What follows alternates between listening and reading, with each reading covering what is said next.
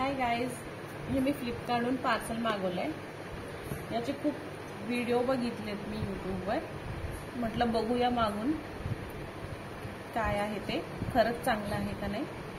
काय नाव आहे तर Sunisha water beauty and hair CC cream. याच्यासोबत हे पण आलंय, असं दाखवते मी मला. हे बघा, हे असं याला लावायचं, असं असं तोंडाला लावतात ना, काहीतरी म्हणतात त्याला, आपण ब्रश म्हणूया, काय म्हणतात मला माहित नाही. आपण क्रीम बघूया आता याच्यात कशी आहे, पावडर आहे का लिक्विड आहे. वॉटर म्हटलंय त्यांनी, तर कदाचित लिक्विडच असणार. याच्यात आरसा पण आहे, इमर्जन्सीसाठी आपण सोबत घेऊन पण जाऊ शकतो. बघा, दाखवते मी तुम्हाला काढून. असं काढायचंय. हे बघा, त्याच्यावरती पेपर पण आहे. अच्छा, लिक्विड आहे हे, लिक्विड. पण बघूया लावून कसं दिसतंय. लिक्विड आहे, सॉरी. हे असं ह्याच्यात दिसतंय लागलेलं.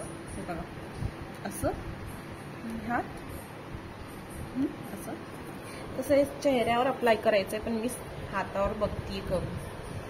पहिल्यांदाच मागवले ना, बघूया काही दिसतंय का, काही फरक वाटतो का.